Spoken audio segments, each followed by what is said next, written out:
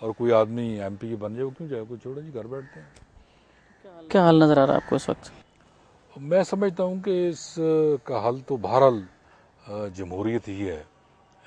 یہی ایک ایسا طریقہ بچا ہے جس کی بنیاد پر کوئی تبدیلی لائی جا سکتی ہے, لیکن اس کے جو ہے نا جی لمیٹیشنز, کوئی خد و خال, کوئی طے ہونے چاہیے اصول و ضوابط کہ کس طرح یہ سیاسی پارٹیاں ہیں وہ اپنے اندر بھی جمہوریت کو فروغ دیں. صرف ایک سول ڈکٹیٹرشپ نہ وہ قائم کریں کہ بس جی ٹکٹ انہوں نے دینی ہے تو وہ جیتے گا, نہیں تو نہیں جیتے گا. وہ ٹکٹ لینے کے لیے پتہ نہیں بیچارہ کیا کچھ لوگ کرتے ہیں یہاں پہ. الیکشن کے علاوہ تو کوئی راستہ آپ کو نظر آتا ہے کہ اگر ٹھیک ہے چہرے بدلنے سے تو نظام تو نہیں بدل جائے گا؟ اگر زرداری صاحب کو ہٹاتے تو زرداری صاحب کی جگہ ان کو خاص معتمد نہیں آ جانا ہے نا.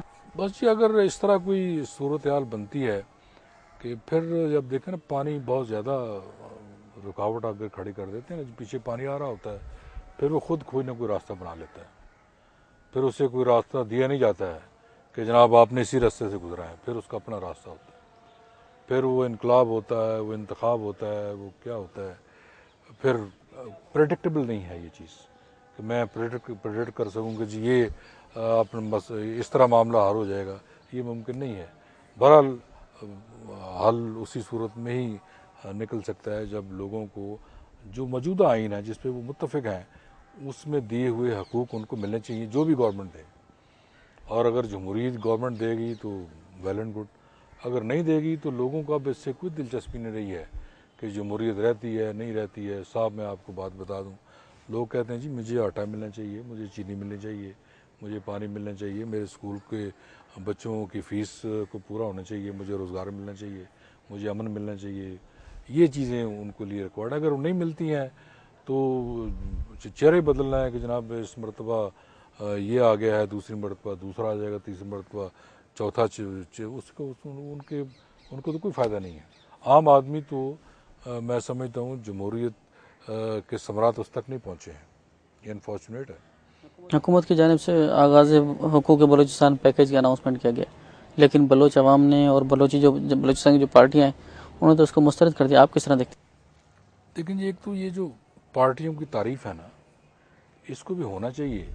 اب میں 4 آدمیوں کو بنا کے تو اپنا خود چیئرمین بن جاتا ہوں, چھوٹے بھائی کو جناب جنرل سیکرٹری بنا دیتا ہوں, اور پھر حقوق کی جنگ شروع کر دیتا ہوں کہ جناب یہ حقوق ہیں. اب یہ کس طرح تعین ہوگا کہ ان کو کچھ سپورٹ حاصل ہے کہ نہیں ہے؟ ان کو دوسرے ضلع میں کوئی بندہ نہیں جان رہا ہوتا, تو اسلام آباد میں بیٹھ کے وہ کہتے ہیں جی پورے میں بلوچستان کے حقوق کی بات کر رہا ہوں. اب یہ تو اس کا طریقہ تو یہی ہے کہ جو وہاں پہ صوبائی اسمبلی وجود میں آئی ہے جیسی کیسی بھی ہے, وہاں پہ ڈبیٹ ہو اس پیکیج پہ, اس پہ حقوق کی بات ہو. اگر وہ کچھ آئین کے اندر رہتے ہوئے کچھ چیز ظاہر ہے, اگر کوئی بھی گورنمنٹ فیڈرل گورنمنٹ ہے تو وہ اس کو آئین کے فریم ورک کے اندر ہی کچھ چیز دے سکتی ہے.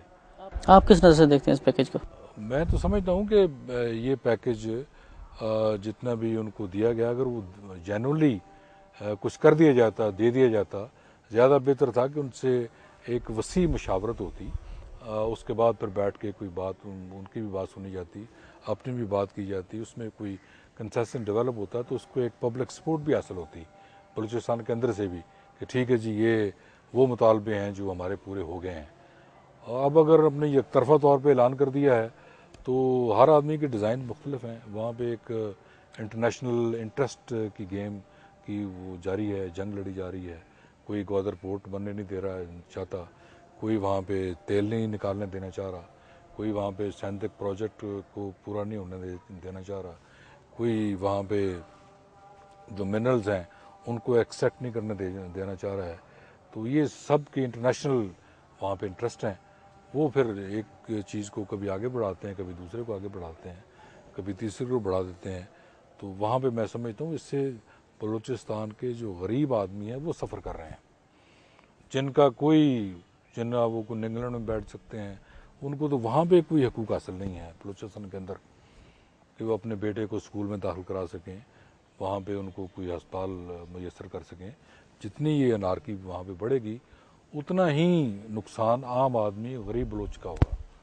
اور وہاں پہ تو میں سمجھتا ہوں اگر ترقی ہوتی ہے, فرض کریں کوئی گوادر پورٹ بن جاتی ہے, یونیورسٹی بن جاتی ہیں, کالج بن جاتے ہیں, انڈسٹری لگ جاتی ہے, تو تو لوگوں کو ٹرین ہو گئے, اپرچونیٹی ملے گی, جاب مل جائے گی, اور اس میں ظاہر ہے کہ جن کی زمین پہ ہو رہا ہے ان کو وہاں پہ حصہ ملنا چاہیے. گوادر پورٹ میں ان کو حصہ ملنا چاہیے, ان کو وہاں پہ جو اکنامک ایکٹیویٹی ہے وہاں پہ ہونا چاہیے, لیکن یہ سرداروں کو نہیں جانا چاہیے, عوام کو ریلیف عام ملنا آدمی چاہیے. آپ لگا دیں ایک بلوچی کو جناب دیں گے 20-20 ہزار روپے دیں گے ہم, یہ جو رائلٹی گیس کی تقسیم کریں گے, میں کہتا ہوں وہاں پہ اگلے دن امن آ جائے گا, کوئی مسئلہ نہیں ہے. بجائے اس کے وہ کیا کرنے جی یہ سردار کہے کہ یہ میری زمین پہ ہے, اس کا جناب جو 12 ارب آپ نے دینا ہے یا 20 ارب دینا ہے, اس میں سے 8 ارب مجھے دیں, تو 2 ارب روپے اس دوسرے سردار کو دے دیں. اور وہ جو عام بلوچی بیچارہ ہے وہ وہیں کا وہیں, نہ اس کے لیے اسکول ہے, نہ کوئی روزگار ہے, نہ کوئی صحت کی سہولت ہے, اور بچے اس کے رلتے ہیں, وہ ایک طرح سردار کا غلام ہے. غلامی سے تو ان کو نجات دلائیں نا. جتنے بھی فنڈ ہیں جن میں بلوچ ہیں جن کے شناختی کارڈ موجود ہیں ان کے پیسے ہیں, ان کے گھر چیک پہنچنا چاہیے کہ یہ جناب سوئی گیس کی رائلٹی آئی ہے, یہ جناب آپ کے پیسے ہیں. آپ دیکھیں کہ وہاں پہ خود بخود معاملہ ٹھیک ہو جائے گا. بہت شکریہ شاہد گیلانی صاحب. بڑی مہربانی ہے آپ کی. ناظرین نواز شباب ملی صدر شاہد گیلانی صاحب جو گالیاں بدیوں آنے پہ میزبان فاروق تبسم کے ایندر پروگرام تائیں اجازت دیندا. اللہ بھائی.